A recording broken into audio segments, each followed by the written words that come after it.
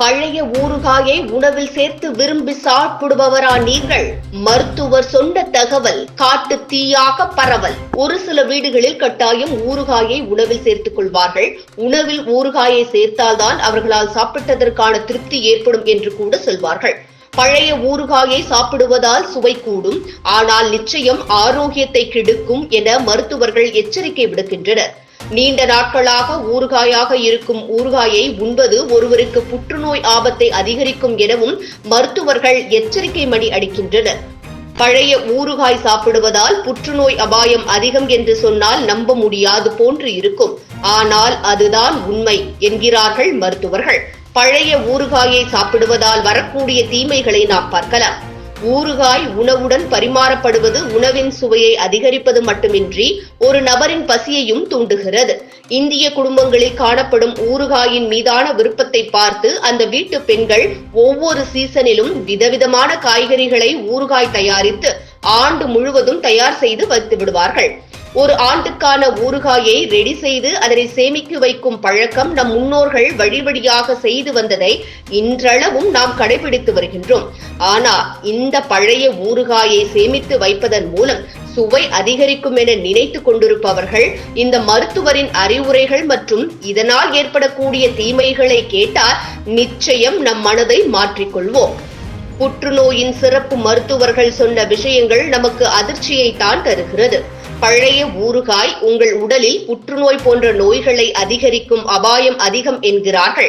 ஊறுகாய்களை அதிகம் உட்கொள்ளும் குடும்பங்களில் புற்றுநோய் பாதிப்புகள் அதிகம் காணப்படுவதாகவும் தெரிவிக்கின்றனர்.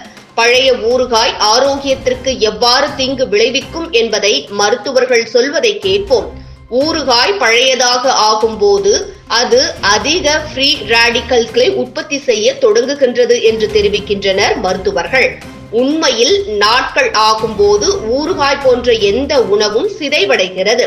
அது நிறைய ஃப்ரீ ராடிக்கல்களை உருவாக்குகிறது. அதில் சேர்க்கப்படும் மசாலா பொருட்களால் ஊறுகாயும் சிதைந்துவிடும். அத்தகைய சூழ்நிலையில் நீண்டகாலமாக சேமிக்கப்படும் ஊறுகாய் நிறைய ஃப்ரீ ராடிக்கல்களை உற்பத்தி செய்கிறது. இங்கு ஃப்ரீ ராடிக்கல்கள் என்றால் உணவில் இருந்து ஆக்சிஜனை வெளியேற்றும் ஒன்று என்று புற்றுநோய் மருத்துவர்கள் தெரிவிக்கின்றனர். இது உடலில் உருவாகும் செல்களின் சுவர்களை சேதப்படுத்த தொடங்குகிறது. இதன் மூலம் புற்றுநோய் வர அதிகம் சான்ஸ் என்றும் தெரிவிக்கின்றனர். எனவே ஊறுகாய் சாப்பிட நினைக்கும் நபர்கள் அவற்றை நீண்ட நேரம் வைத்திருக்க வேண்டாம் என்றும் அறிவுறுத்துகின்றனர். பொதுவாக ஊறுகாய்களில் 2 வகையான காம்போ உள்ளது. ஊறுகாய் என்பது நேற்று போட்டு இன்று வெளியே எடுத்து சாப்பிடுவது. இந்த வகை ஊறுகாய் சாப்பிடுவதற்கு முற்றிலும் பாதுகாப்பானது என தெரிவிக்கின்றனர் மருத்துவர்கள். இருப்பினும் இந்த வகை ஊறுகாயும் அவ்வப்போது உட்கொள்ள வேண்டும். ஊறுகாய் அன்றாட உணவில் சேர்ப்பதை முதலில் தவிர்க்க வேண்டும் என்றும் மருத்துவர்கள் அறிவுறுத்துகின்றனர். ஆனால் 1 வருட ஊறுகாய் அல்லது 2 வருட ஊறுகாய் சாப்பிடுவதை நிச்சயம் தவிர்க்க வேண்டும் என்றும், இல்லையெனில் உடல் உபாதைகள் ஏற்படுவதை தவிர்க்க முடியாது என்றும், அதனால் உயிருக்கே ஆபத்தை ஏற்படுத்துவது நிச்சயம் என்றும் மருத்துவர்கள் எச்சரிக்கை விடுக்கின்றனர். எனவே வாரம் ஒரு முறை குறைந்த அளவிலான ஊறுகாயை எடுத்துக்கொள்ள வேண்டும்.